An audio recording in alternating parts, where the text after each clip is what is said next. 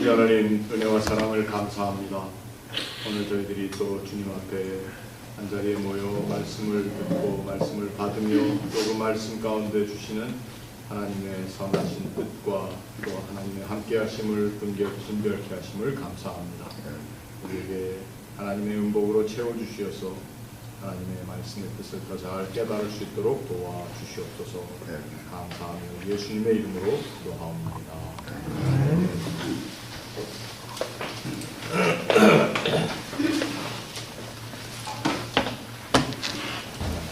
지난 시간에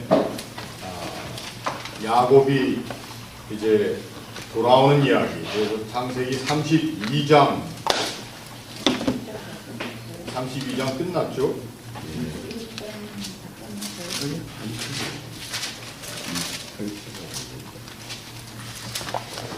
야곱이 약복강에 따로 남은 데까지 다 했죠.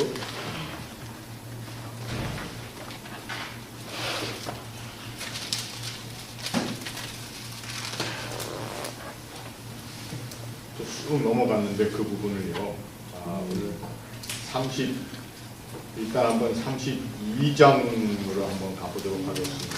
그 전의 이야기는 뭔가 하면 이제 야곱이 라반의 집을 떠나는 내용들입니다. 그런데 그 라반의 집을 떠날 때에 우리가 몇 가지 생각해 볼 것 하나는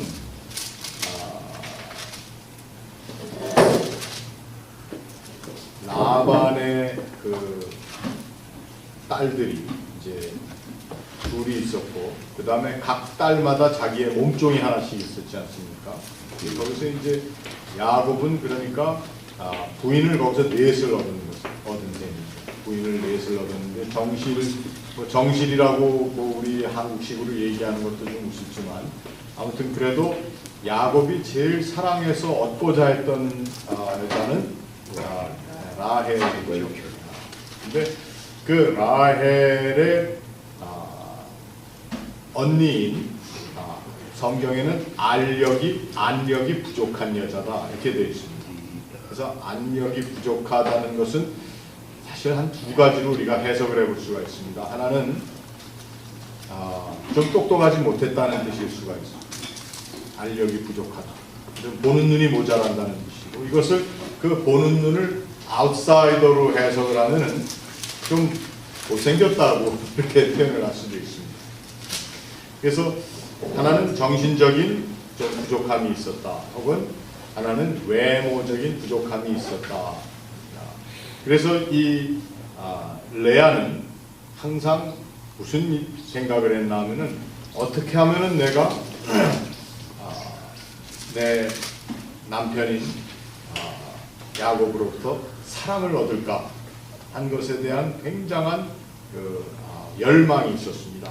그래서 결국 우리가 그 야곱의 아이들 이야기를 쭉 아이들 이름을 한 것이 이제 30장, 창세기 30장을 우리가 한번 그냥 쭉 넘어갔는데 그 부분을 한번 보십시다.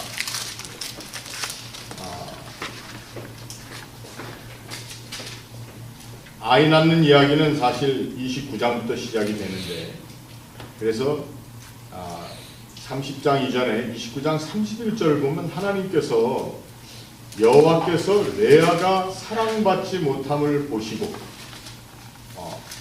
그의 태를 여셨다 이렇게 되어 있습니다.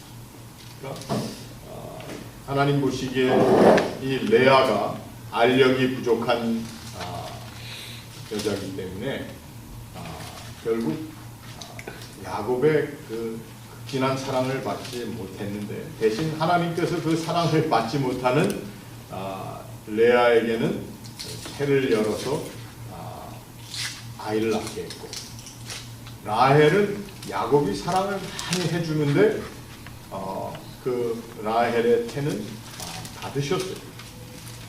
그래서 레아가 아이를 낳으면서 이름 짓는 내용들을 보면은 첫 번째 32절에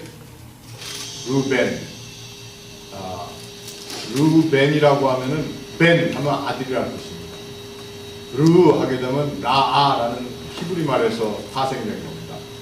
봐라 아들이야 이런 뜻입니다. 이름이 굉장히 레아가 가지고 있었던 그 마음의 한이 거기 탁 심겨져 있어요. 알아 말이야 아들 낳았다고 내가 이제 이렇게 한 겁니다. 그리고는 또 두 번째로 아들을 낳아서 이름을 시므온이라고 했는데, 시므온이라고 하면은 샤마라고 하는 듣는다라는 그 히브리 동사에서 나온 이름입니다. 그래서 시므온 하게 되면 그 이름 자체가 이제 명사화돼서 하나님이라는 말은 없지만 들어주심, 들으심이 되었다. 뭐 그런 뜻이죠. 그리고 세 번째 아들을 낳아서는 또 아들을 낳아서 이름을 레위라고 줬으니까 이제는 아들을 낳았으니까 마음을 나에게로 주겠지. 그러한 바람을 가지고 또는 그러한 확신으로 이름을 지어서 레위라고 하는 이름은 사실은 합한 바 된 그런 뜻이에요. 그래서 레위 족속은 하나님과 좀 우리 나쁜 표현으로 하면 하나님과 한패거리. 네? 하나님과 한패거리니까 뭐예요? 우리 목사들입니다. 그렇게 표현하면 안 되겠죠. 하나님과 한패가 됐다. 결국 한패가 되려면 어떻게 되죠? 누구랑 한패가 되려면 마음을 같이 품어야 된다. 그래서 여기 레위라고 하는 이름을 보면은 하나님과 마음을 함께 품은 자다. 이제 이러한 의미가 있고요. 그 다음에 아들을 또 낳아서 그 아들 이름이 뭐가 됐습니까? 유다. 유다라고 하는 이름은 뭐라고 그랬습니까? 유다의 뜻은 하다, 야다, 그 다음에 호다얏, 뭐 이런 히브리 말 같은 것들이 다 찬송이라는 뜻입니다. 찬송. 하나님을 찬송한다. 그래서 이 레아가 낳은 처음 네 아들, 그 네 아들의 이름들이 사실은 레아의 인생을 또 그의 마음의 내용들을 이야기를 하고 있는데, 이런 것들을 우리는 성경에서 어떻게 재밌는 추리를 하는 건가 하면, 하나님께서 여인에게 아이를 가지게 하실 때 사실은 하나님의 마음, 또 하나님을 향한 마음을 품는 그런 자식들이 낳는 것, 이거 굉장히 신앙적인 거예요. 우리들이 쓰는 말에는 태교라는 것이 있지 않습니까? 태교. 여인들이 아이를 임신하고 나서 어떤 마음을 가지는 것이 중요하다. 사실 여기 나와 있는 내용도 보면은 레아라고 하는 여인은 알력이 부족함으로 인해서 자기 여동생인 라헬이 받는 사랑을 다 받지 못했던 그런 아픔이 있는 여자입니다. 그런데 하나님께서는 그 여인의 아픔과 갈망을 통해서 그 여인이 또한 하나님과 더욱더 교제하면서 자기가 낳는 아이들의 이름도 다 그런 이름, 하나님과의 관계성 가운데 아이들의 이름이 여기에 나왔다는 것입니다. 그래서 유다라고 하는 말, 정말 하나님을 이제 찬송하는 그런 자리에 간다. 그리고서 이제 30장에 보면은 라헬이 사랑은 많이 받았지만, 야곱으로부터 사랑은 받았지만 아기를 못 가지니까 언니를 시기해 가지고는 뭐라고 그러죠? 라헬이 1절에 죽겠다. 내게 자식을 낳게 하라. 이게 말이 안 되잖아요. 자기 언니를 통해서는 자기 남편이 아이를 낳았는데 남편 잘못이 아니잖아요. 그렇죠? 다 자기 잘못인데, 뭐 잘못이라는 표현이 좀 잘못됐습니다만 자기가 아이를 낳지 못하는 것이지 야곱이 못 낳는 것은 아닌데 야곱에게 내게 자식을 낳게 하라. 저는 이런 것을 보면서 여자들의 마음뿐만이 아니라 우리 사람들의 마음이라는 것, 어떤 되어지는 일에 우리의 뜻대로 되지 않는 부분을 우리는 종종 타인에게 또 자기와의 관계를 가진 어떤 사람 때문이라고 생각하는 것이 우리 사람들의 모습이라는 거죠. 그래서 우리 목사들도 그런 걸 하지 않습니까? 좀 교회가 잘 되려면 누가 잘해야 된다고요? 교인들이 잘해야지. 목사 끝난 사람은 뭐하냐? 뭐 이런 식으로. 근데 결국은 그러한 인간들의 마음은 다 여기 라헬에게도 있었다는 것입니다.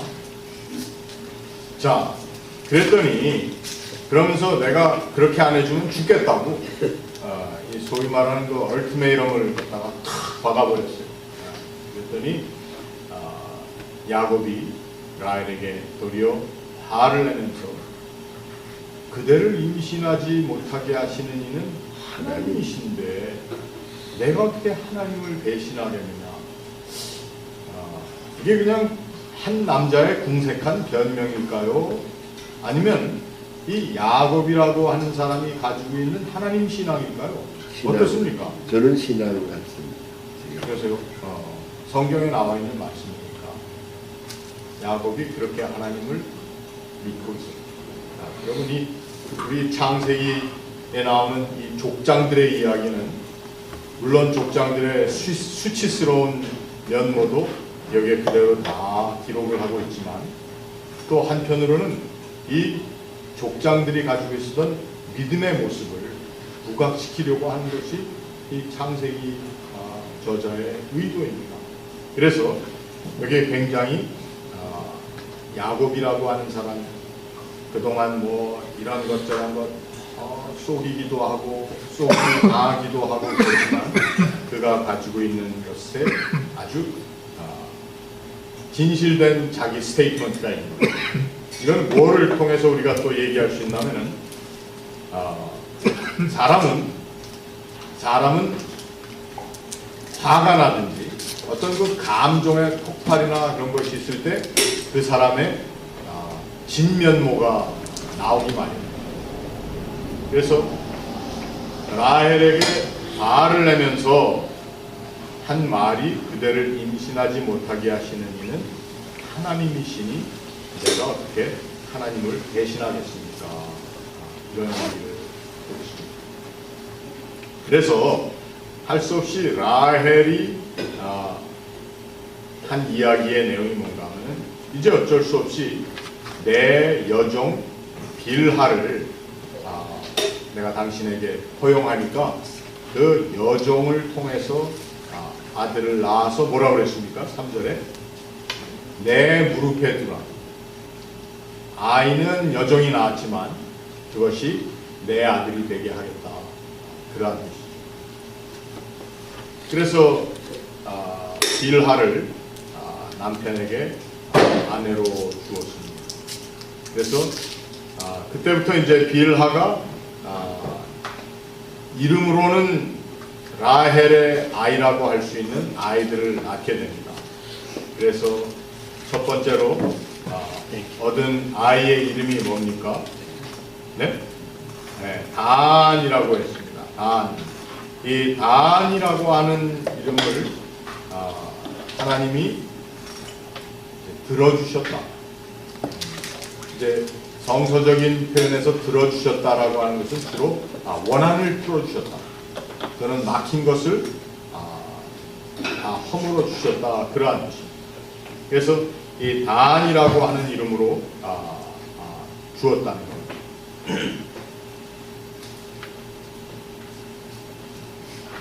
목사님, 네. 단이 어떤 사람이 엉터리 같아요. 단군의 시조다. 단지파가 동방으로 왔다. 근데 그래서 우리 단군의 시조다. 그게 단지파.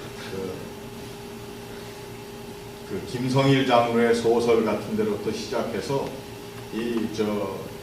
요즘 저의 절친한 친구인 러시아 선교하던 박형서 목사라고 있습니다. 그분도 그렇고 아주 재밌는 그 추측을 또 그런 하나의 추측이나 이런 걸 통해서 굉장히 성경에 교인들이 관심을 가지게도 되고, 그래서 전에 한번 우리 그 박형성 목사님 저희 교회 와서 주일 설교를 했습니다.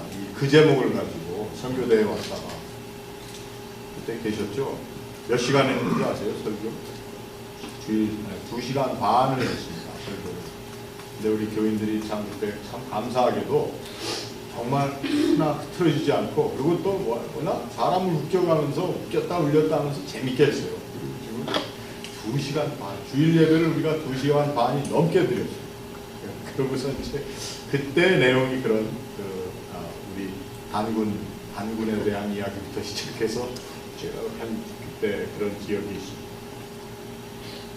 자, 라헬의 시녀가 또 임신해서 아들을 낳았는데 납달리라고 했습니다. 이 납달리라고 하는 것은 컴페티션,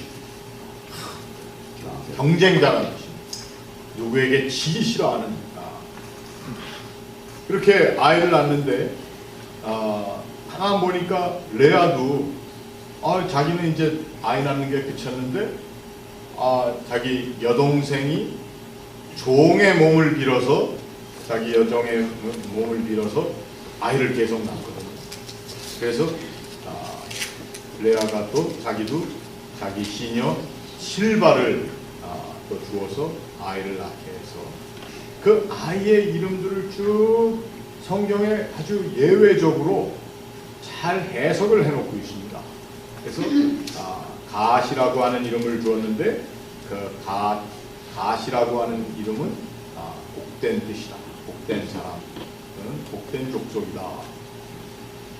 그리고 아셀이라고 하는 아이를 낳아서 또 그 아셀 지파에 또 그것도 역시 기쁨이라는 뜻이. 이런 이름들을 쭉 하는데 우리가 그러고 나서는 이제 지난 시간에 기억하실지 몰라도 그 합한체에 대한 이야기를 하지 않았습니까? 그래서 결국은 이 루벤이라고 하는 레아의 맏아들이 자기 어머니를 좀 어떻게 좀 어머니가 상 받는 걸 자기도 보고 싶고 그래가지고 그 합한체를 갖다가 자기 어머니에게 드렸더니 이 라헬은 또 레아에게 이르되, 우리 지난 시간에 한번 했지만 한번 다시 읽어보겠습니다. 자, 언니의 아들의 합한체를 내가 청구한다. 라헬이 그랬습니다. 15절부터 읽습니다. 시작. 레아가 그에게 이르되 내가 내 남편을 빼앗은 것이 작은 일이냐. 그런데 내가 내 아들의 합한체도 빼앗고자 하느냐. 라헬이 이르되 그러면 언니 아들의 합한체 대신에 오늘 밤에 내 남편이 형과 동침하리라 하니라.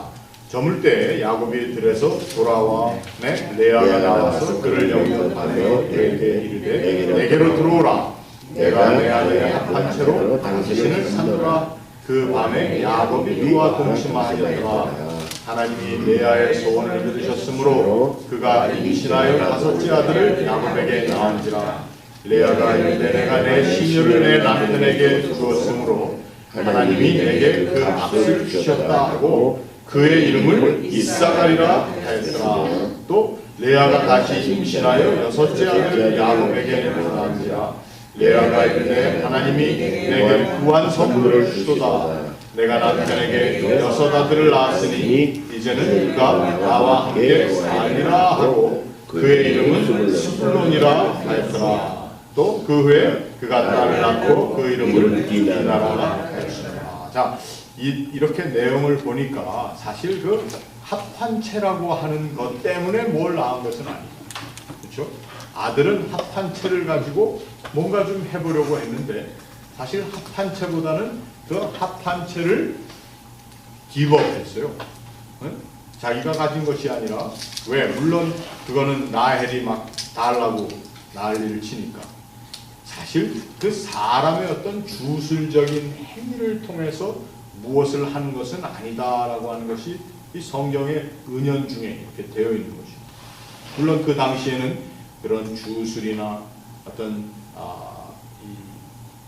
민족 신앙 중에, 토속 신앙 중에 나온 이런 것들이 많이 있었는데 여기에서 이제 창세기의 기자는 무엇을 얘기하려고 하는가 하면은 하나님의 어떤 계획이라든지 하나님이 하시는 일을 우리 어떤 인간의 인터벤션, 어떤 우리의 방법으로 그 나아가는 라우트를 변경할 수 있는 것은 아니라 하나님 굉장히 엉뚱한 우리 생각, 그 당시 사람들이 아주 머리에 꽉 뺏겨서 생각하던 그 생각 이상의 방법과 또 진행형으로 하나님께서 일을 하십니다. 이게 굉장히 우리 신앙에 있어서 우리가 오늘날 우리 기독교 신앙에서도 우리 틀에 박혀있는 우리 생각하기 편한 또 어떻게 보면 그것이 종종 많이 정당화되는 우리의 신앙, 소위 말하는 신앙의 사고방식이라는 것들이 있습니다.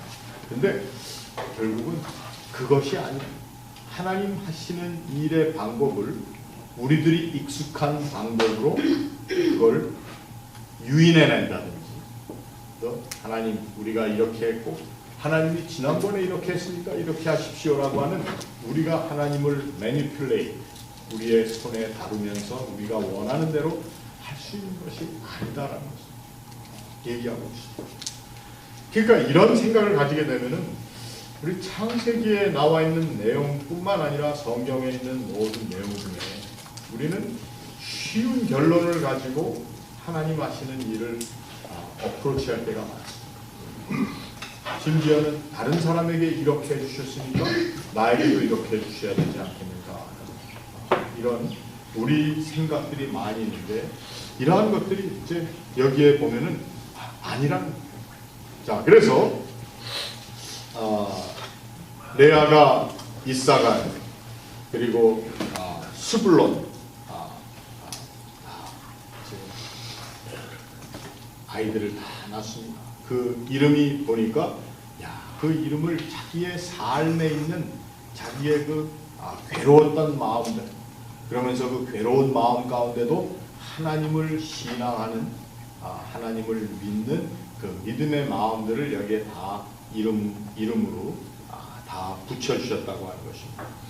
자, 그리고 그 와중에 하나님께서는 그러면은 앙칼진 마음으로 욕심을 부리고 어떻게 하든지 자기 아이를 낳겠다고 그러는 그 여인은 너는 마음이 못됐으니까 하고 내치셨느냐?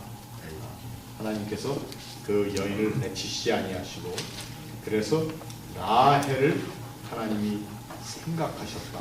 오늘 본문의 22절에 보면은 하나님이 라헬을 생각하셨다. 여러분이 생각하셨다라고 하는 말의 의미는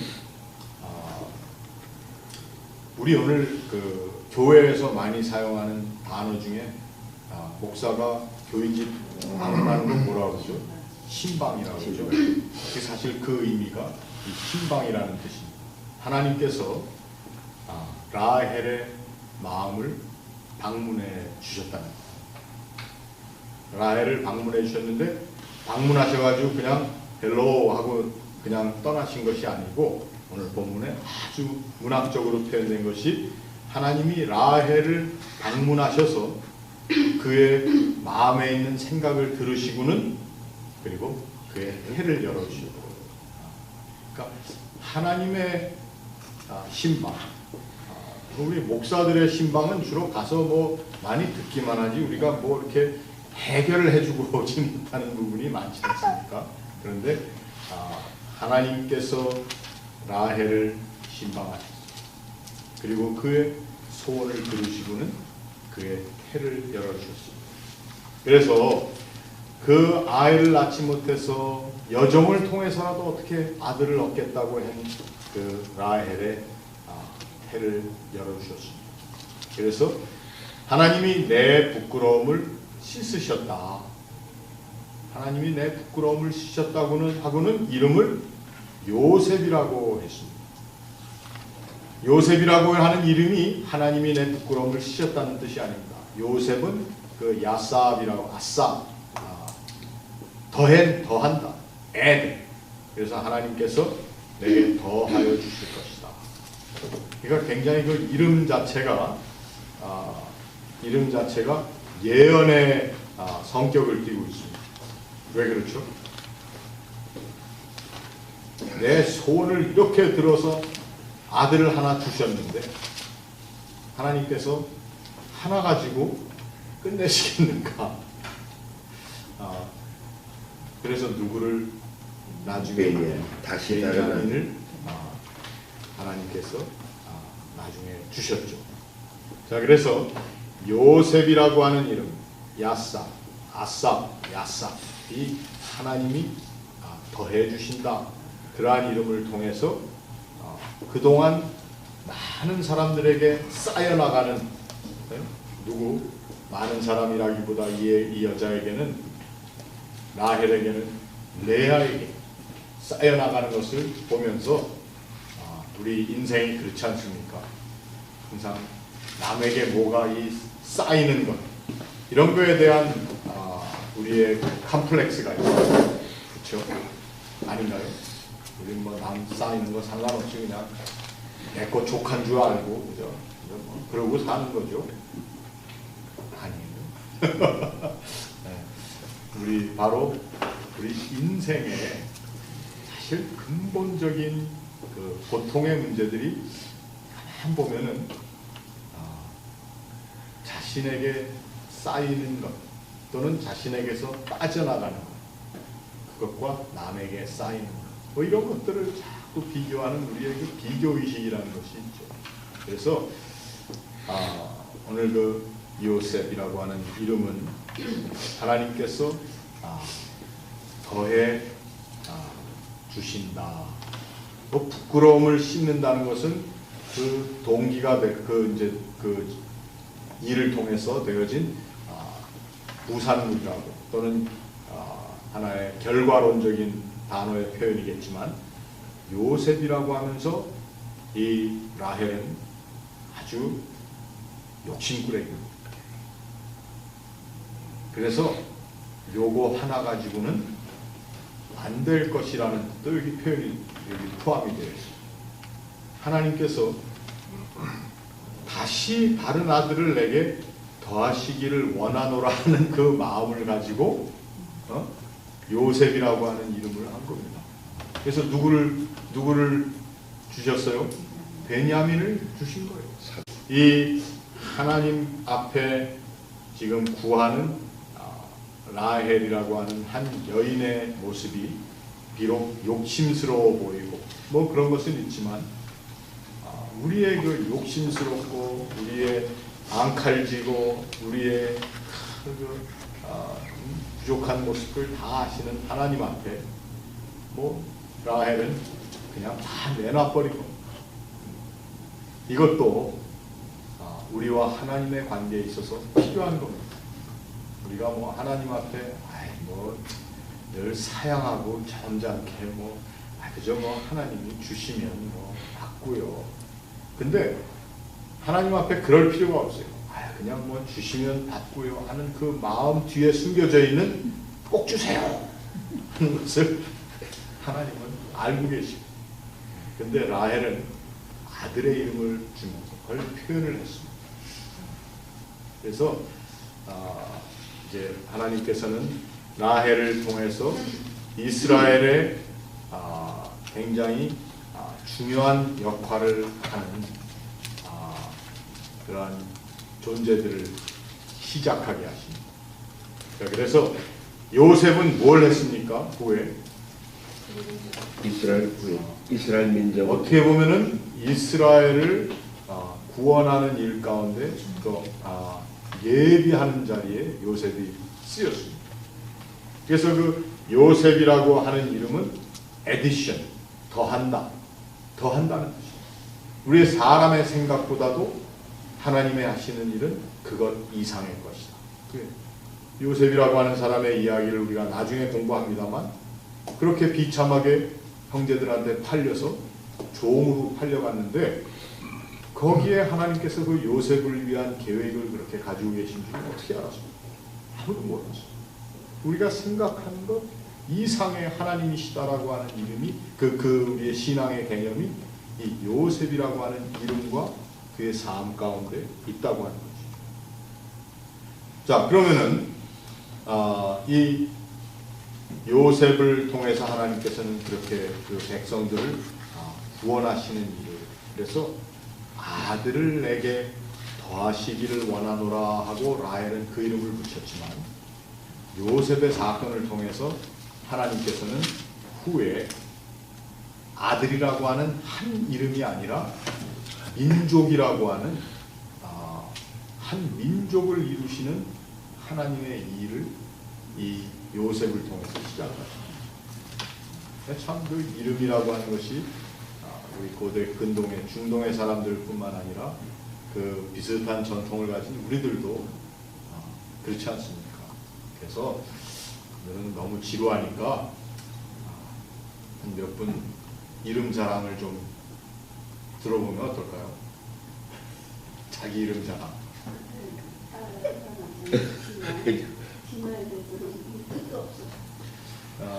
그 이름의 뜻은 있지만 그걸 여성 이건 뭐 어쩔 수 없이 그 당시 근동의 전통이니까 여성에 대한 것은 그렇게 막 귀중하게 생각을 안 했던 것이 사실이죠. 그래서 굉장히 남성 위주의 사회에서 쓰여진 문학적인 문학의 한 산물이니까 너무 이렇게 섭섭하게 생각하지 마시기 바랍니다. 뭐 우리 공부하는 우리 클래스에 있는 분들의 이름을 자꾸 해설을 하라고 그러니까 뭐 장명 클래스에 온 것도 아닌데 왜 그러세요? 저희는 뭐 전에 한번 말씀을 드렸는데 저희 그 형제들의 이름이 한자로 할 때 이 윤이 이게 한자로 이렇게 윤자 그래서 제가 고등학교 다닐 때 저희 명찰이 한글로 한자로 써 있었는데 자꾸 애들이 저보고 오징어 윤자라고 그래가지고 이렇게 돼가지고 이게 이제 뜻윤 또는 진실윤 진실하다는 뜻이죠. 진실윤, 뜻윤 이렇게 두 가지로 얘기를 하더라고요. 근데 그래서 저희 이제 부모님들이 뜻이 진시하게 하늘에서 그 다음에 우리 막내 셋째 동생은 이룰 성자예요. 윤성. 그래서 하나님의 뜻이 하늘에서 이룬 것처럼 저희 바로 밑에 동생은 인간 세자를 쓰거든요. 윤세. 그래서 땅에서도 이루어진다. 그렇게 지었어요. 뜻이 하늘에서 이루어진 것처럼 땅에서도 이루어진다. 그럼 막내가 하나 툭 튀어나왔는데 여자니까 딸이니까 그래서 아름다울 미자를 써서 아름답게 이루어지다. 저희 아버님이 그렇게 지셨다고. 목사님 천자는 하늘 천자. 하늘 천자예요. 뜻이 하늘에서 진실한. 뜻이 하늘에서 이루어진 것처럼 땅에서도 이루어진다. 근데 목사님 대단히 죄송합니다요. 저희 딸을 제가 이름을 질 때 제가 지었어요. 우리 아버지가 좀 섭섭하게 생각했지만 진실윤자에다가 고들정자, 윤정. 지금도 윤이 영어로는 윤이라 그래요. 근데 윤재로 했는데 같은 그 진실윤자가 너무너무 마음에 좋아서 그 윤자를 붙였어요. 근데 우리 아버지는 윤자 돌림이 아닌데 왜 윤자가 들어왔냐. 그래가지고 좀 아버지를 섭섭하게 생각해요. 저는 뭐 이제 한은 한명직 한자죠. 저희는 이제 나라 한자. 그 밑에서 사는 공부. 저희 청주한 씨는 본이 하나입니다. 하나. 청주한 씨. 잠깐 이제 다른 데 이렇게 흘러가서 휴식 시간도 좀 가지시고. 자, 이제 그래서 이 이름 이야기를 한번 이렇게 다뤄보고, 그 다음에 다시 이제 야곱이 라반의 집에서 한 모든 일들 지난번에 다 한번 했거든요. 그러니까 뒤로 쭉 다시 가겠습니다. 다시 그래서 32장 3장 하는데 32장의 내용까지 우리가 한 것이 뭔가 하면은 야곱이 야폭을 건너기 전에 야폭강을 건너기 전에 치사하게도 자기 식구들은 먼저 건너보내고 자기는 뒤에 남았어요. 그래서 거기에서 하나님의 사람과의 싸움이 있는 겁니다. 제가 한번 언급을 했을 것입니다. 미국에서는 굉장히 유명한 저자인데 아마 한국에서는 번역이 됐는지 안 됐는지는 잘 모르겠어요. 프레드릭 뷰크너라고 하는 이 장로교 목사 프레드릭 뷰크너라고 하는 사람이 쓴 작은 아주 짧은 책이 The Magnificent Defeat, 기가 막힌 패배라고 하는 그런 작은 책이 있습니다. 거기에 나와 있는 내용의 톤이 뭐의 중심을 가지고 했냐면 이 성경에 나와 있는 이 야곱이 하나님의 천사와 씨름하고 싸우다가 환도뼈가 부러져 가지고는 절면서도 끝까지 붙잡고 하나님께서 하나님의 사자가 그를 축복하여 준 그 내용, 이것이 이제 우리 어떻게 보면은 우리 인생들이 가지고 있는 하나의 신앙의 여정에 경험해야 될 것이라는 거죠. 우리들 어떻게 보면은 그 천사와의 그 씨름의 자리는 우리 생각에는 야곱이 잠 깨어 일어나 돌담을 쌓은 이야기부터 시작했어요. 야곱이라고 하는 사람이 하나님의 천사와 씨름을 했다. 뭐 이런 것들이 우리가 정말 기가 막히고 좋은 신앙의 이야기라고 생각하지만 또한 그 이면에는 이 야곱이라고 하는 사람이 일생을 그 시작부터 또 외삼촌의 집에서 그리고 지금 자기가 약복강 미리 건너기 전에 잠자고 있는 이 자리가 사실은 그렇게 좋은 사람으로서의 모습은 아니라니. 어떻게 하든지 서바이브를 하고, 그러나 그 야곱의 중심 가운데 있었던 것 하나는 뭔가, 그것은 바로 자기가 에서가 누려야 할 장자의 복, 하나님이 주시는 그 유업을 자기가 지키고 누려야 한다고 하는 아주 지독한 그 마음이 있었다. 그렇다고 해서 우리 그리스도인들이 다 앙칼지게 살아야 된다. 복을 받아 우리 주머니에 쳐넣기 위해서 이리 뭘 해야 막 해야 된다. 어쩐 그런 얘기를 사실은 들었어요. 야곱처럼 열심히 살아야 된다. 근데 어떤 인간적인 노력의 열심으로만 자꾸 이것을 해석하지 말고, 야곱이라고 하는 사람이 하나님의 천사와 싸운 것은 무엇을 얻어내기 위한 싸움만이 아니고, 이건 제가 이제 프레드릭 뷰크너의 포인트를 좀 인용하는 부분인데, 거기에는 자신의 이미 패배된 모습도 바라볼 수 있어요. 자기가 이미 패배한 모습도 있다. 속이 또 어떻게 하든지 무엇을 내가 내 것으로 누려야 한다고 하는 그러한 자기를 바라보는 눈, 그것도 약복강을 건너기 전에 이 야곱이라고 하는 사람이 가지고 있었던 것. 그렇기 때문에 그것을 가지고 그것을 극복하겠다고, 그것을 극복한다고 하는 그런 싸움이지, 이것이 야곱이 무조건 나 복 달라, 내가 가서 내가 누려야 할 유업을 달라고 하는 그런 어떤 욕심스러운 전쟁으로만 해석하지는 말아야 한다. 그래서 그 본문을 한번 우리가 읽어보도록 하겠습니다. 자, 32장 22절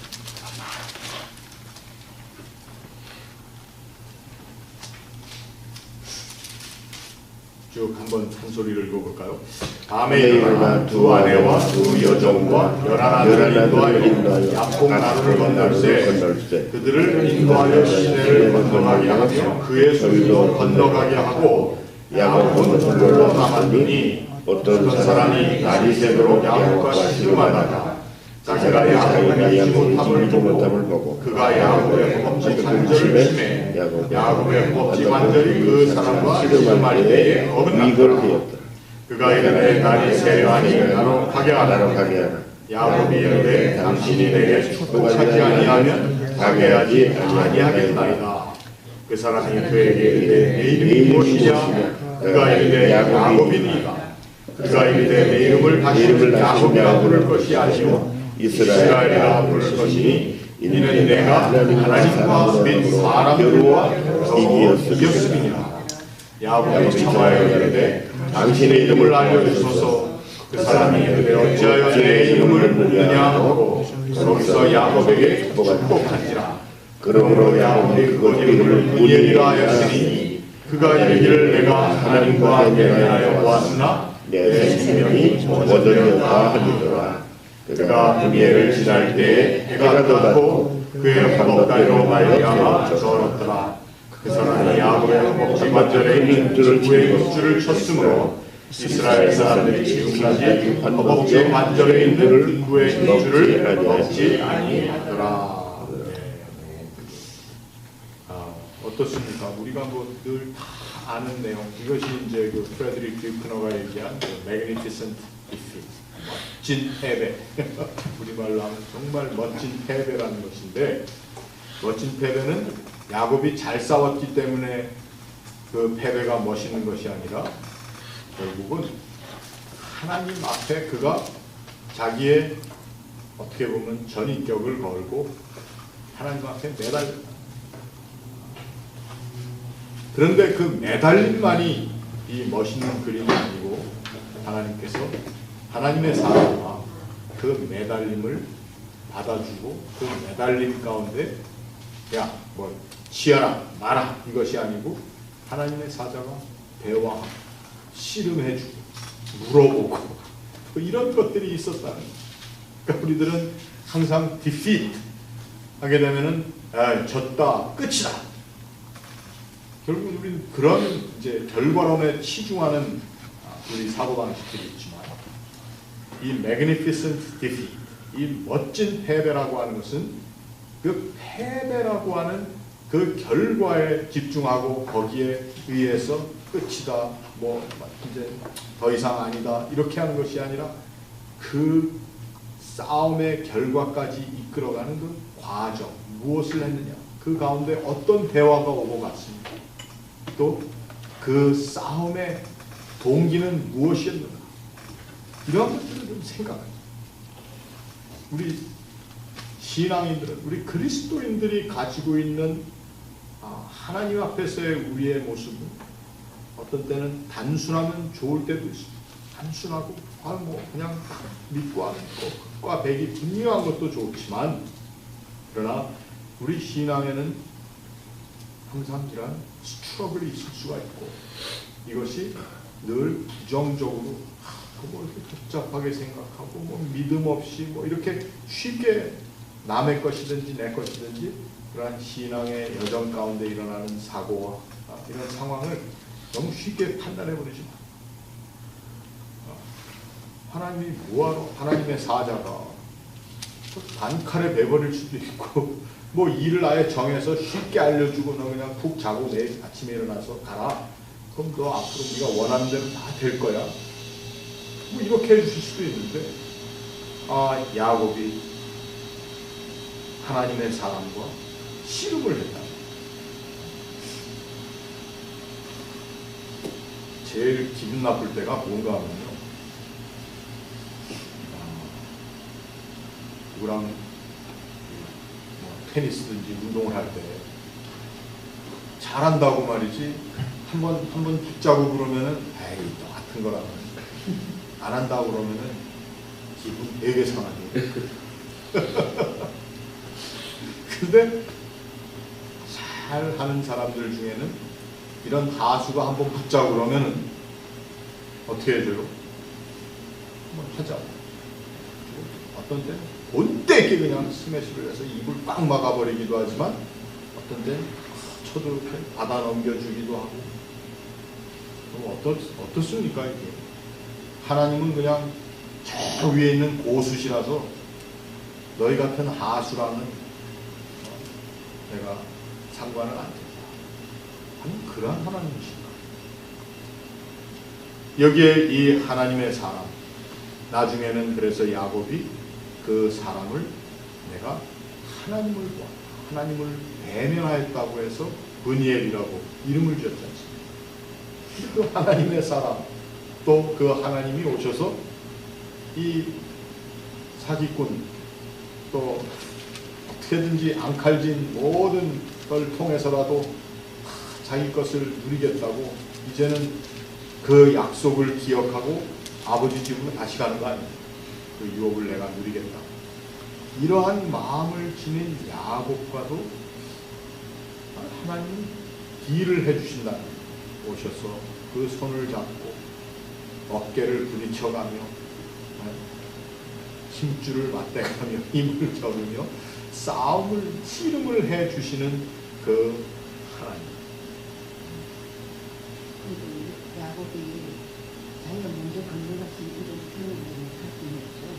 야곱의 그들을 다 먼저 보내고 자기는 곧 따라가려고 생각을 했던데 안 그러면 굳이 만나서 어떻게 되나 볼까? 저는 일주일 동안 묵상을 하면서 이스라엘을 이름을 바꿔서 승리자로 만들면서 왜 육체적으로는 불구자를 만들었을까? 그 점에 계속 초점을 뒀어요. 아니 그냥 승리자로 만들지 그걸 굳이 쳐서 판도뼈를 부를 그때는 수술도 없었고 그렇게 되면 그냥 굳어서 평생을 절어야 되는데 왜 절름발이를 만드냐? 그때 저는 하나님은 에서의 마음을 무너뜨리기 위해서 야곱이 20년 동안 그 재산을 가지고 쩔룩거리면서 왔을 때 저는 그 광경을 보고 마음이 무너졌을 거라고. 제가 PD로 연극을 만든다면 그 제목에 초점을 둬서 절름거리고 오는 야곱을 붙들어두면서 울지 않았을까. 제가 연극을 만든다면 이 성극을 그걸 묵상해요. 아, 좋습니다. 하나님께서 야곱의 환도뼈라고 하는 것은 어떻게 보면은 여기에는 이 허벅지라고 이렇게 좀 표현을 했는데 이 해석의 내용이 그렇게 봉치뼈. 좋은 것 같지가 않아요. 근데 우리의 몸을 지탱하는 우리 사람의 직립보행하는 우리들의 몸이 직립할 수 있도록 해주는 것을 하나님이 그걸 부셨다는 거니까 아주 참 그 많은 우리 해석에 또 우리 하나님 이해, 우리 인간 이해의 요지가 있는 이 부분입니다. 그래서 이 허벅지 또 환도뼈를 치셨다. 결국 우리는 그 야곱의 항상 그 용의 주도함을 하나님이 이렇게 하셨다라고만 해석을 많이 하는데 지금 우리 집사님 말씀하신 그 부분 하나님께서는 그 야곱이 저는 모습 가운데 그걸 가지고 돌아왔을 때 에서와의 화해도 더 쉽게 하지 않았을까 하는 또 그러한 부분도 굉장히 좋은 성경이에요. 왜냐하면 저는 환도뼈가 위결된 정도가 아니고 환도뼈가 완전히 부러져서 한 달 동안 수술을 받고 대수술을 받고 지금도 이 안에 들어있어요. 그래서 하나님이 절 부러뜨린 줄 알아요. 근데 지금은 절지 않고 수술을 받아서 거뜬하게 옛날에는 이제 그래서 그 부분에 관심이 많아요. 사실은 야곱이 처음에 약속하고 금성이 나와서 안 간 거잖아요. 그러다가 이 하나님의 사랑이 나타나잖아요. 그거는 하나님이 계시죠. 야곱을 보내주시고. 그렇죠. 우리가 성경을 이렇게 읽다 보면은 전체적인 그림을 보면서 이 부분을 읽게 되니까 야곱이 뒤에 자기 식구들은 다 건너보내고 자기만 남았다고 하는 것은 어떻게 보면 야곱의 본래 심성이에요. 그렇죠. 지극히 계산적이고 그런데 그 자리를 하나님의 사람이 찾아오시죠. 야곱의 씨름은 꼭 필요했던 것이다. 그러니까 야곱이 팀에서 그 사람이 야곱이 오라고 해서 온 게 아니고 그렇죠. 그리고 우리가 이런 것들을 이렇게 대화를 나누다 보면은 그 자리는 하나님이 반드시 오셔야 하는 자리다. 새로운 그 이스라엘 역사를 꼭 오셔야 하는 자리.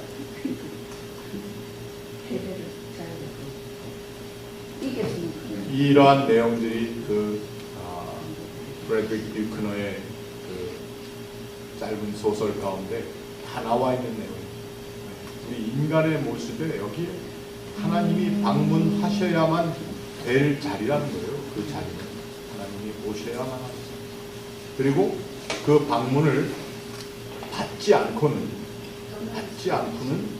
우리의 인생이 더 이상 거기서 진행될 수가 없어요. 그래서 그 약복강 나루터라는 것은 우리 인간들에게 있어서 가장 하나님을 필요로 하고 있는 자리고 또 하나님께서 반드시 오시려고 마음 먹으셨던 자리. 그 야복강 나루라고 하는 자리가 바로 그러한 자리.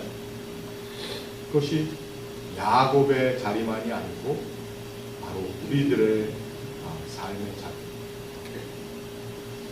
우리에게는 여러 가지 인생의 실패도 있을 수 있고 또 자랑할 만한 것들이 많이 있어가지고 보따리들을 많이 싸고 있었지만 결국 내가 건너가서 뭘 해야 된다라고 하는 우리 좀 상징적으로 표현한다면 내가 정말 하나님 앞에 가서 섰을 때에는 이게 도대체 내가 제대로 그동안 계산을 잘 하고 살았는가, 정리를 잘 하고 짐을 잘 꾸렸는지 참 모를 때가 많거든요. 근데 야곱이 사실은 행복하게 됐지만 정신적으로 이긴 거. 그러니까 이기는 것이 아니라 완전 패배인데. 패배지만 이게 진짜 패배가 아닌가? 그렇죠. 그래서 magnificent라는 말을 이제 그 프레드릭 퓨피라는 사람이 썼습니다. 그 야곱의 모든 문제를 해결하기 위한 패배가 된 그 패배를 경험하지 못하고는 그 하나님의 약속을 얻으러 가서 자기가 유업으로 얻은 땅을 얻는다는 것은 불가능합니다. 야곱은 그렇죠. 야복을 건너서 가서 자기 아버지 그 이삭이 유업으로 준 그 땅을 이제 자기가 가져야 된다고 생각했지만 우리들은 뭡니까? 우리도 뭘 유업으로 받아야 됩니까? 하나님의 나라를 유업으로 받고자 하는데 그러한 패배를 맛보지 않고는 우리가 불가능하지 않습니다. 아까 권사님 무슨 얘기하시려다가 제가 패배가 아닌 그러니까 하는 거는 그게 완전히 무릎을 꿇어요. 완전히 무릎을 꿇어야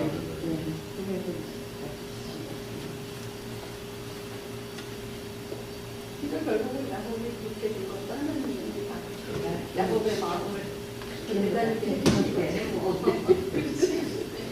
이제 이러한 좀 전체적인 그림의 디스커션을 많이 하면 할수록 우리가 뭘 쉽게 이해할 수 있냐면은 왜 하나님께서는 야곱이라고 하는 이름을 이스라엘이라고 바꿔주셨는가 이걸 우리가 한번 생각해 볼 수가 있어요. 야곱. 야곱의 이름의 뜻은 뭐였죠? 발 뒤꿈치를 붙잡는 자.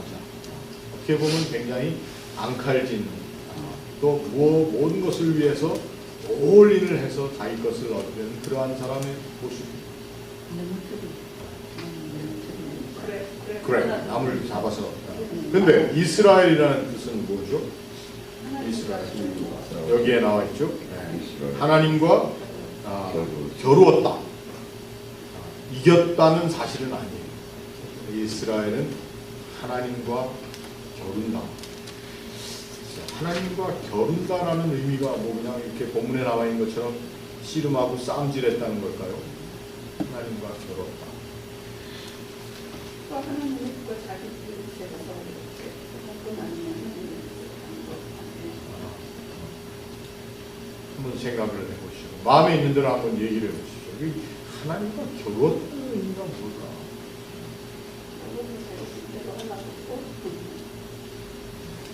하나님과 교제를 하는 하나의 형태겠죠. 그러니까 싸우면서 정이 드는 거죠, 뭐 한마디로. 싸우면서 정이 든다. 하나님과 아이고 좋습니다. 하나님과 정말 다투면서 하나님은 네 자신을 완전히 내려놓으라 그러고 야곱은 자기 많은 포기했는데 재물과 초자식은 자기 자신만을 못 내려놓는 게 제 자신의 모습이에요. 결국은 자아를 내려놓기 그렇게 힘들더라고요.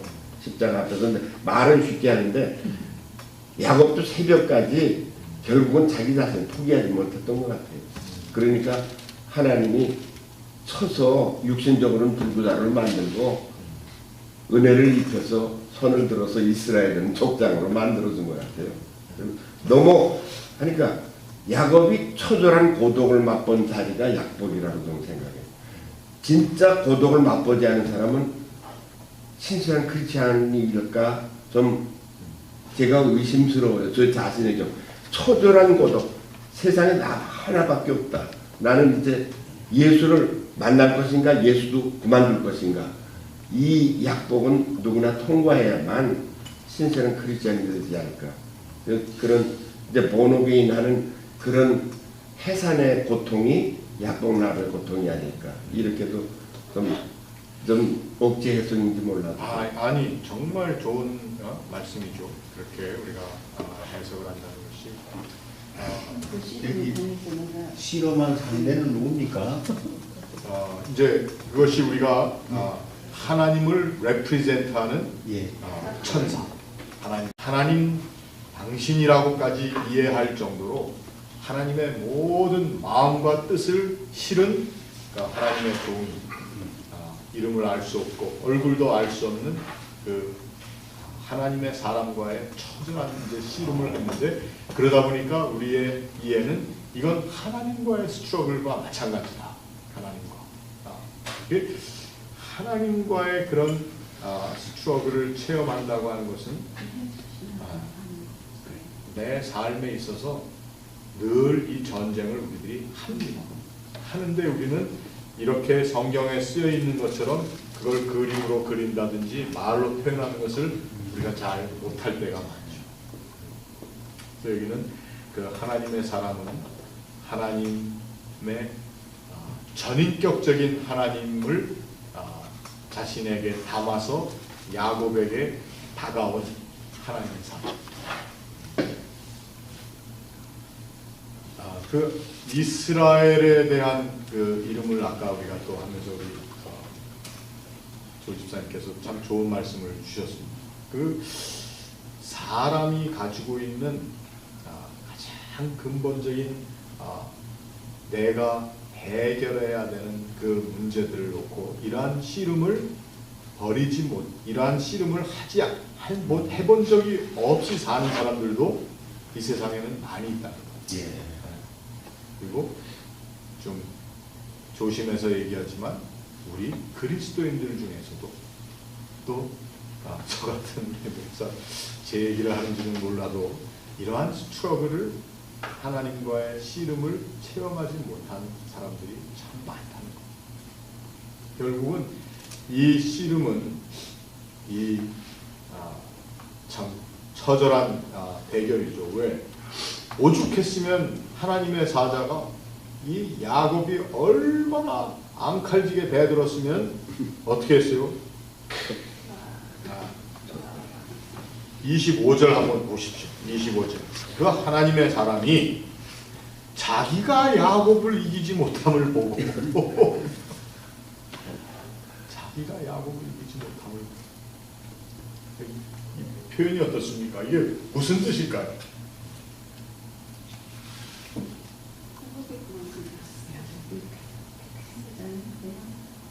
안 넘어지려고. 야곱이 근데 자기를 완전히 지략하게 욕심. 그래서 이렇게 씨름을 이겼다는 것이 정말 내가 죄인으로서 이렇게 확신하는 그 관계는 아닌 거예요. 이제 야곱이 이 하나님의 사람을 이기려고 한다. 그리고 하나님의 사람을 지금 이기고 있었다는 거예요. 하나님의 사람이 야곱과의 씨름에서 지고 있었다는 거예요. 도대체 이게 무슨 말입니까? 어떻게 하나님의 사람이 야곱과의 씨름에서 질 수가 있어요? 그러니까 자기 자신을 안 버리려고 계속 발버둥치는 거. 그래서 완전 기밥을 해야 되는 거 아니에요? 근데 기복하면은 뭐 맞아 죽을 텐데 싸움으로다 깔려 죽든지 할 텐데. 야곱이 그만큼 간절하고 기도 받고 싸우니까 이게 끝이다. 이거 여기서 축복을 못 받으면 그냥 못 받으면. 그렇죠. 야곱의 처절한 전쟁이라고 하는 것은 사실은 그 하나님의 사람조차도 그가 볼 때에 이것을 감당하지 못하겠다 하는 말이 나올 정도의 아주 처절하고 결사적이고 정말 놓지 않는 그러한 싸움이었다는 거예요. 그러니까 하나님의 사람이 이기지 못할 정도의 싸움이라고 하는 것은 이것은 그냥 처절한 정도가 아니라 이걸 바로 우리가 얘기하는 전인격적인 우리 인격 전체를 내거는 정말 한판의 승부랍니다. 근데 이것을 야곱이 계획하고 했던 것이 아니라 하나님께서 그를 방문해 주셨다. 하나님의 방문. 성경에는 하나님께서 그 백성을 권면하셨다. 또 하나님께서 그 백성들을 찾아주셨다. 그 권면해 주셨다라고 하는 말이 가장 우리말로 번역돼서 좋게 교인들이 알기 쉽게 쓸 수 있는 말이라 그것이 바로 신방입니다. 신방. 그러니까 우리의 삶에 하나님께서 방문해 주시는 건데 그 방문의 모습이 우리는 목사가 신방 가서 거기 가서 싸우겠습니까? 뭘 잘못했다고 막 따지고 묻고 이러려고 신방 가는 것은 제가 그렇게 간 적이 있네요.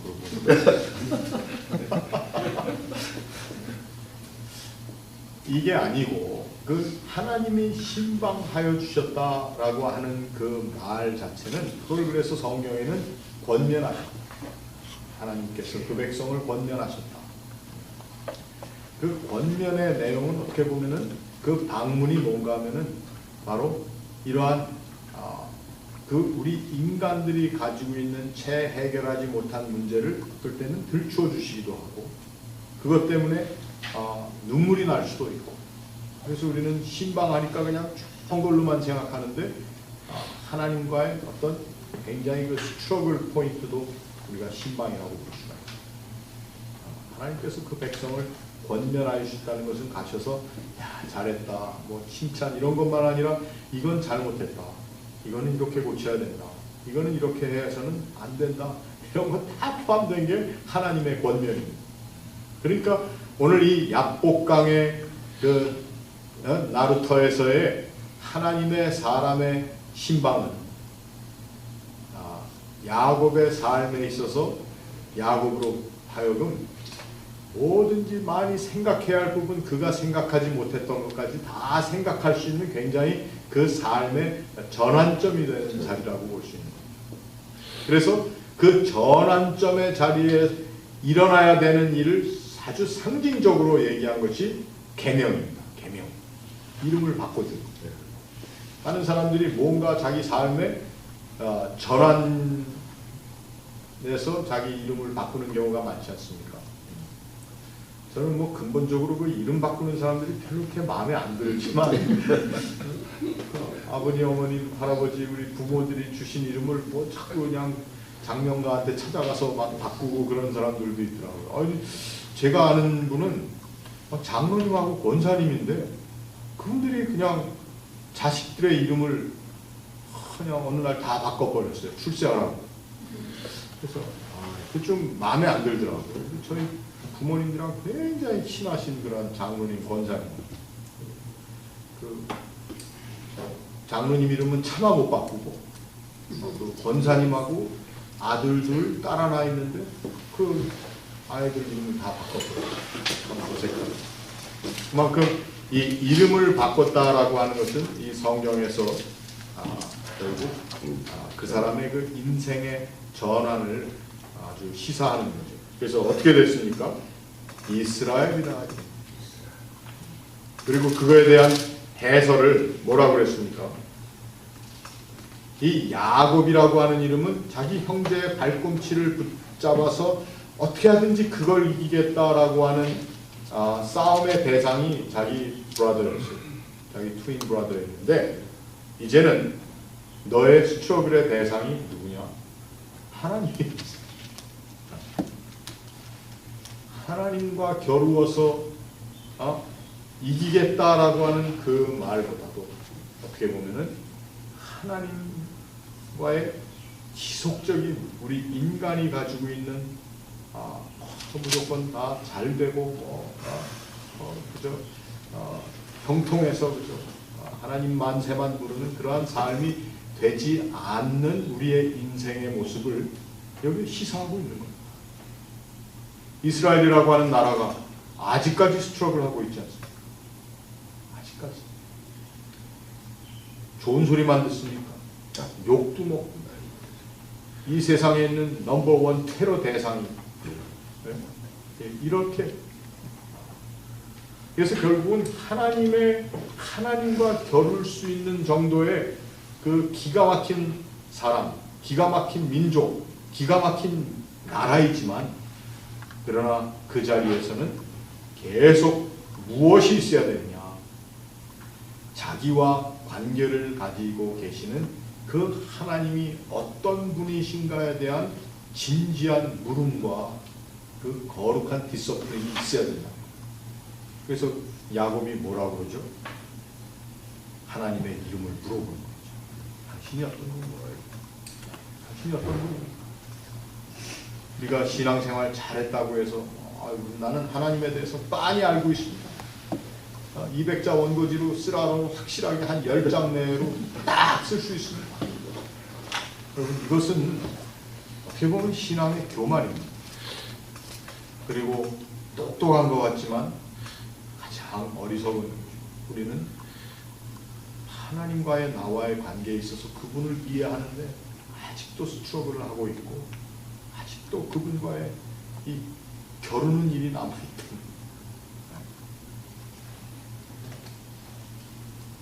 그리고 하나님의 이름을 물어본다라고 하는 그 자체는 나와 하나님과의 관계성에 대한 퀘션입니다. 이거 그냥 뭐 그 하나님이 누군가 이걸 물어보려고 하는 것이 아니라, 어떤 분이시기에 나와 이런 처절한 전쟁에도 자기 자신을 노출시키시는 이 하나님이 도대체 어떤 분이시냐. 그리고 내가 그분한테 전통에 의하면, 이걸 물론 그 시대의 이러한 내용을 보면은 이 창세기나 출애굽기, 레위기, 그 이전 이야기들이 이게 다 이 쓰여진 연대가 이렇게 순서대로가 아니라는 것만을 우리가 알 수 있는데, 30절 말씀해 보니까 야곱이 그곳 이름을 브니엘이라고 하면서 그가 이르기를 내가 하나님과 대면하여 보았으나 내 생명이 보존되었다. 하나님의 얼굴을 보면 죽는다는 얘기는 창세기에 여기 없어요. 출애굽기에 나옵니다. 그러니까 이것이 다 함께 후세에 이것이 다 이렇게 편집되어서 쓰여진다는 것을 우리가 알 수 있는 겁니다. 하나님과 대면하여 보았다고 생각할 정도로 이 야곱에게 있어서는 이 하나님의 사람과의 씨름이 그냥 씨름이 아니고, 그것은 자기 생명을 건 씨름이었습니다. 왜? 하나님을 본 사람은 죽어야 돼요. 그런데 하나님과 대면하여 보았지만 내 생명이 보존됩니다. 그래서 그것 이름을 엘, 하나님을 반이 보았다. 그래서 브니엘이다.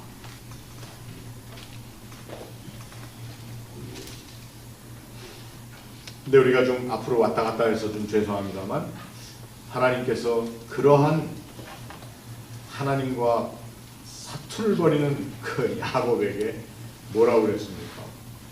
그래, 내 이름을 다시는 이 야곱이라고 부를 것이 아니라 이스라엘이라 불러라 이름을 그렇게 주셨어요. 그리고는 그러하여금 그 이름의 해석을 뭐라고 주셨냐면, 내가 하나님과도 겨루었고 또 사람들과도 겨루어서 이겼다.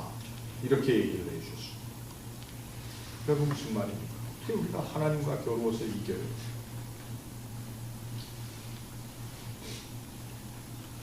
하나님과 겨루어서 이길 수가 있습니까? 우리가? 없는데 여기 이겼다고 그랬잖아요. 하나님이 야곱이 원하는 야곱이 그러니까 하나님을 이겼다라고 하는 말을 우리가 좀 해설을 좀 해봐야 돼요. 하나님을 이겼다는 뜻이 무엇일까? 그리고 평소에 말씀을 우리 질문을 좋은 질문을 하시던 분들이 조용히 계시고 하나님이 쳐주시면 이길 수 있다. 정답. 정말 하나님이 쳐주시면 우리가 이긴다. 우리가 하나님과 어떻게 겨룹니까?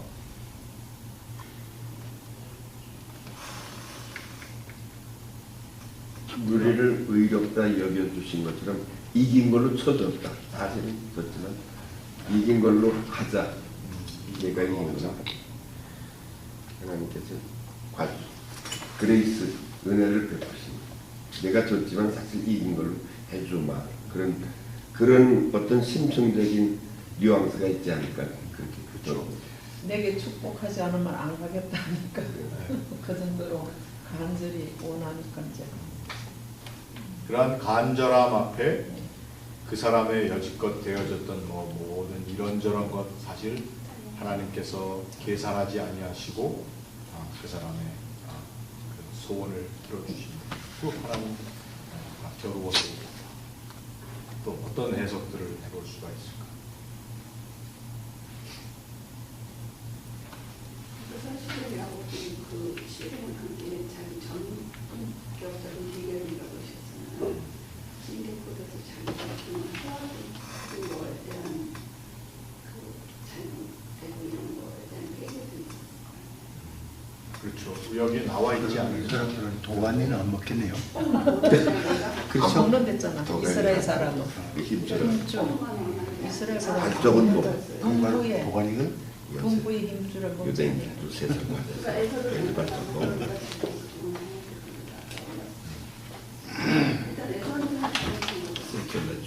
이 하나님과 사람들과 겨루어 이겼다. 결국은 하나님 앞에 하나님을 이겼다라고 하는 말 자체는 오늘 우리가 우리의 좀 단어로 고쳐본다면 하나님의 은총을 우리가 입었다라는 표현입니다. 그것을 이제 이것이 의역이 아니라 정말 하나님을 이겼다라고 하는 말은 하나님을이라는 뜻보다도 하나님의 속성 중에 나와 있는 모든 것들, 물론 자비와 은총과 이런 것도 있지만 그 당시 사람들이 하나님, 여호와 하나님 이렇게 하면 거기에 있는 것이 하나님의 righteousness, justice, 하나님의 의, 하나님의 공의, 하나님의 그 두려운 하나님의 그 정의 이런 것들이 다 있는데 하나님께서 그것을 이 야곱이라고 하는 사람에게 어떻게 보면 양보해 주셨다는 거예요. 야곱이 어떤 사람입니까? 야곱은 형제의 발뒤꿈치를 붙잡는 사람. 자기 외삼촌 쐐겨 먹고 사기고 자기도 쐐기고 자기도 쏟고 그래가지고 그 쐐기는 걸 언제 가르쳐줬는지 라헬도 알아가지고는 자기 아버지 집에 있는 두라빔을 샥 훔쳐가지고 약대 안장에 넣어놓고는 찾아보겠다 하니 제가 지금 월경 중이라서 생리 중이라서 이런 자기랑 잘 만났어. 그러한 사람들인데도 어떻게 된 겁니까?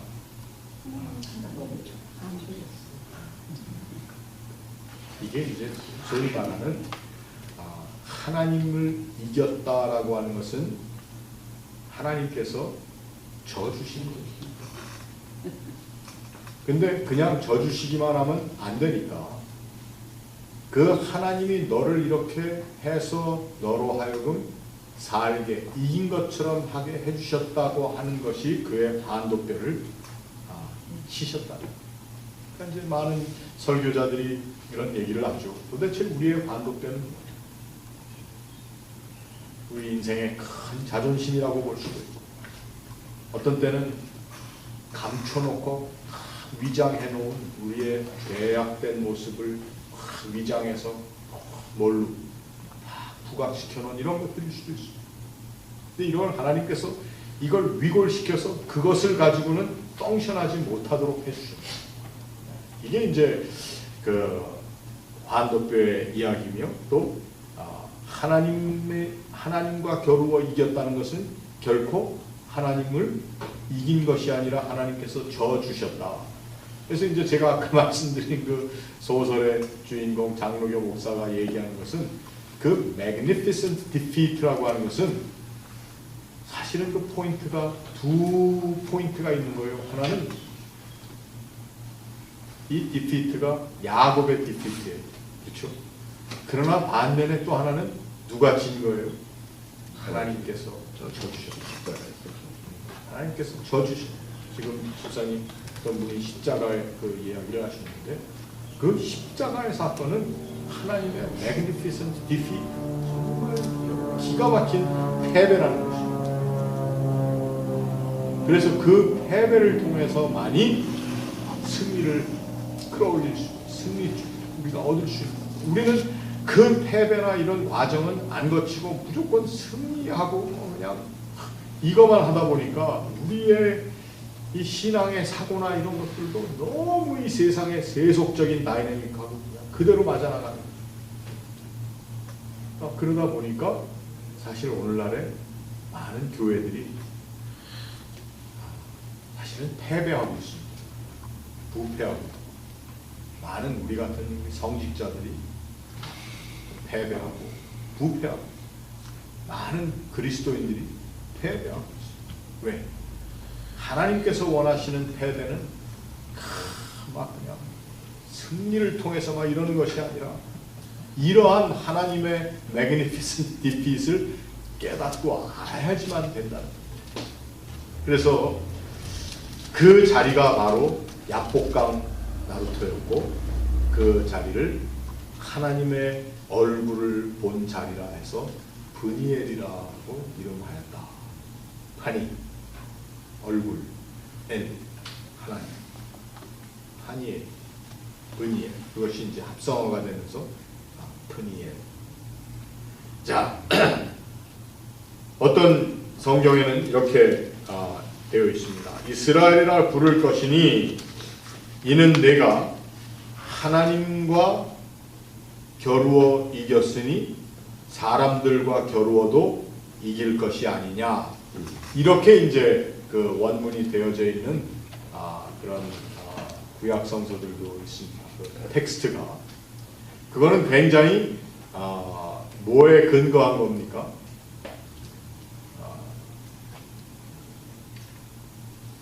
이게 바로 주로 라틴어 버전들의 이런 걸 많이 해놨습니다. 그러니까 라틴어 성경으로 됐다는 건 이건 언제 얘기를 하는 거죠?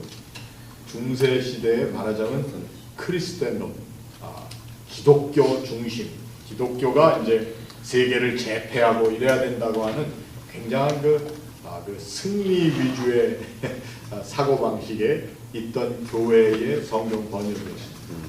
그래서 하나님과 겨루어서 이겼으니 사람들과 겨루어도 내가 당연히 이길 것이 아니냐는 그러한 이제 그런 번역이 되어 있는 그런 버전들도 많이 있어요. 그런데 여기서는 이겼다는 것이 절대로 이긴 것이 아니라 뭐죠? 패배라는 거예요. 그런데 그 패배가 하나님께서도 지신 패배라는 것은 하나님이 져서가 아니라 하나님께서 져주신 거예요. 그걸 통해서 뭐를 알도록 이제 그의 삶에 하나님과의 동행하심의 모습이 어떤 건지를 알게 하는 거죠.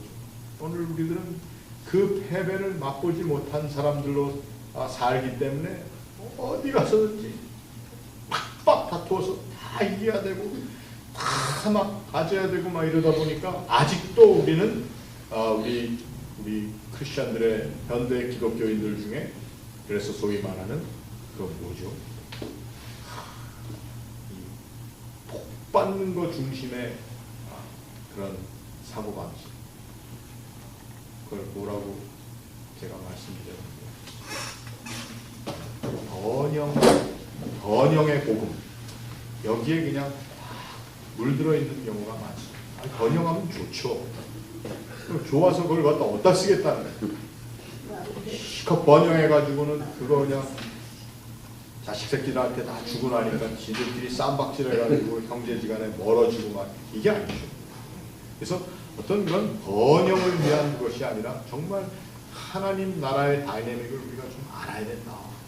그래서 이 야곱의 이야기를 오늘 우리가 이 약복강에서 이야기를 다시 하게 된 이유는 이 야곱이라고 하는 사람은 어떤 면에서 우리들의 뭐라 그러죠? 알타너티브 이고, 우리들의 다른 모습, 우리들이 가지고 있는 다른 모습. 그래서 이 야곱을 통해서 하나님께서는 야곱의 스토리를 통해서 우리가 이제 어떻게 보면은 내가 디핏을 당했다, 내가 패배했다는 생각보다는 이 magnificent defeat은 어떻게 보면 하나님께서 우리로 하여금 그 강을 건너 하나님의 유업을 받게 하기 위한 우리의 모습을 가능케 하기 위한 하나님의 디핏이, 이게 이제 갈보리에서 한번 또 일어나는 우리의 삶에서 매일매일 일어나는 일들이 아닐까.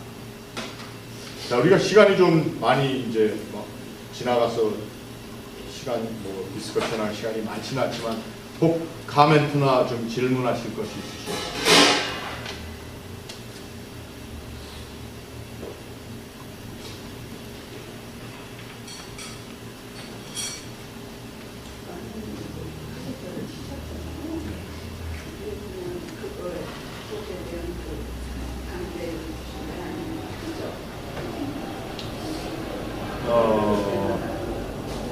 뭐 두 가지가 다 가능성이 있겠죠. 그걸 보는 순간, 그걸 우리 몸에서 그런 걸 볼 때마다 하나님께서 우리로 하여금 기억할 수 있도록 어떤 면에서 그러한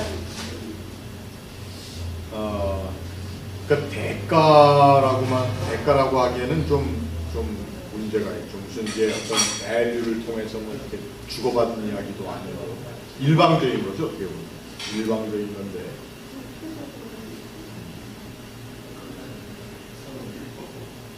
우리가 마지막으로 그저 한 가지만 더 좀 생각을 해보면 이게 이제 참 얘기할 부분들이 많은 그 스토리입니다. 근데 야곱이 그 사람의 이름을 물어봐요. 당신의 이름을 알려주셔서 그랬더니 그 사람이 어찌하여 내 이름을 묻느냐. 다음 시간에 한번 시간이 있으면 이 부분을 좀 더 공부를 해보겠습니다. 그 질문의 내용이 뭐냐.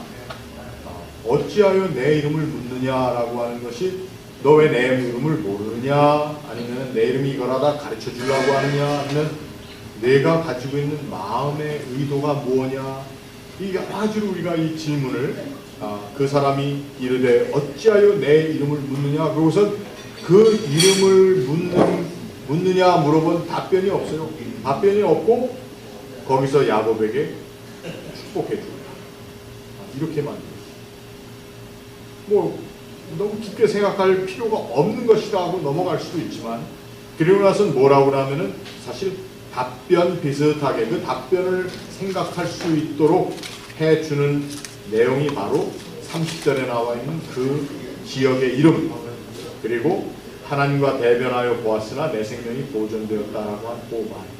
이거 이제 같이 좀 한번 생각을 해보고, 원래는 오늘 전체를 이 부분에 대해서 공부를 하려고 했는데 우리가 지난 시간에 이 앞부분을 좀 이렇게 너무 소홀하게 넘어간 것 같아가지고 한번 다시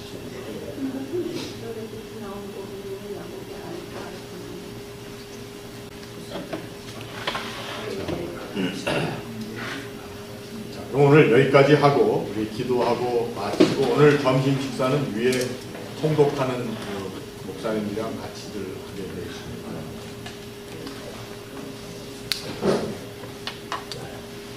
기도하고 마치겠습니다. 하나님, 은혜와 사랑을 감사합니다. 오늘 저희들에게 주신 이 귀한 시간, 또 하나님의 말씀을 함께 대하며 묵상합니다. 또 하나님께서 우리에게 지혜를 주시어서 또 그 말씀을 깊이 잘 깨달을 수 있도록 도와주심을 감사합니다. 아직도 다 깨닫지 못하고 알지 못하는 부분들이 많이 있지만 또 우리의 믿음의 생활을 통해서 하나님의 말씀을 더욱더 밝히 알아나가는 그런 믿음의 시간들이 우리의 삶에 지속될 수 있도록 도와주시옵소서. 또 이제 귀한 식탁을 함께 해야 할 때에 하나님께서 이 식탁 위에 복을 내려 주시옵소서. 준비한 손길들마다 하나님이 선하신 것으로 채워주시옵소서. 예수님의 이름으로 기도합니다. 아멘.